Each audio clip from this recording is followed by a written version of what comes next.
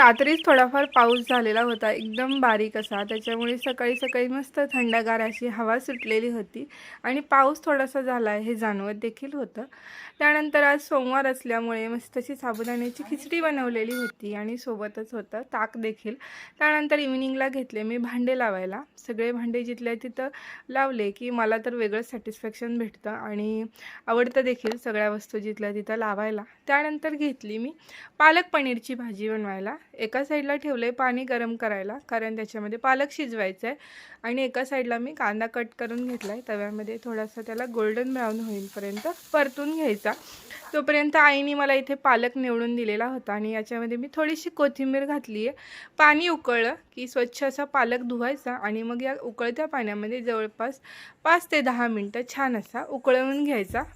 कांदा थोडासा फ्राय झाल्यानंतर मी याच्यामध्ये टोमॅटो आणि अद्रक लसूण ॲड केलेलं होतं. ते देखील 5 ते 10 मिनटं परतवून घ्यायचं. त्यानंतर याच्यामध्ये मी हिरव्या मिरच्या टाकते. हिरव्या मिरच्या काय आपल्याला परतवून घ्यायच्या नाहीत. ही सर्व जिन्नस आपल्याला मिक्सरच्या भांड्यामध्ये काढून वाटून घ्यायची आहे. त्यानंतर कढईमध्ये मी ॲड करते आहे तेल. तुम्ही बटर देखील ॲड करू शकता, बटरने छान टेस्ट येते. त्यानंतर तेजपत्ता, स्टार फूल, हिरवी वेलची थोडीशी सोलून टाकायची, त्याने फ्लेवर खूप छान येतो. त्यानंतर आपण जो मसाला वाटून घेतला आहे तो याच्यामध्ये ॲड करायचा आणि 2 ते 3 मिनटं छान परतवून घ्यायचा. त्यानंतर इथं मी पालक 5 ते 7 मिनटं शिजवला आणि शिजल्या लगेच थंड पाण्याने धुवून घ्यायचा आहे. जर धुवून घेतला नाही, गरम पालक तसाच ठेवला तर त्याचा कलर निघून जातो, हिरवागार असा कलर त्याला राहत नाही. म्हणून पालक थंड पाण्याने धुवायचा. त्यानंतर मिक्सरमध्ये त्याचं वाटण करून घ्यायचं आणि जो आपण मसाला घेतलेला आहे तो याच्यामध्ये टाकायचा आणि छान असं परतवून घ्यायचं. त्यानंतर मी याच्यामध्ये सुहाणाचा पनीर टिक्का मसाला आहे तो दुधामध्ये मिक्स करून ॲड केला आहे. त्यानंतर मीठ, चवीनुसार साखर थोडीशी टाकली आहे. त्यानंतर कसुरी मेथी आणि हे घरी बनवलेलं पनीर आहे ते याच्यामध्ये ॲड केलेलं आहे. त्यानंतर मी थोडीशी फ्रेश क्रीम देखील घालते आणि खूप छान फ्लेवर टेस्ट येते.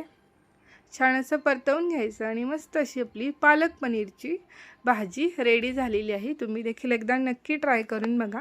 आणि तुम्ही लोक व्हिडिओज बघताय पण सबस्क्राईब करत नाही आहे तर नक्की सबस्क्राईब करा. त्यानंतर माझी भाजी बनवून झाली आणि सोलाण्यांचा राईस बनवलेला होता आणि इकडं ताईंचं चाललेलं होतं चपाती बनवायचं काम.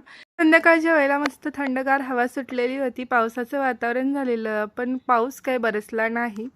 त्यानंतर मी आतमध्ये आले, म्हटलं चला दिवाबत्ती करून घेऊयात. म्हणून दिवाबत्ती करायला घेतली, शिवस्तुती वाचली, हनुमान चालीसा वाचली आणि कापूर देखील जाळा. कापूर जाळला की नकारात्मक शक्ती निघून जाते, म्हणून रोज घरात कापूर जाळायचा आणि मस्त असं जेवण केलं.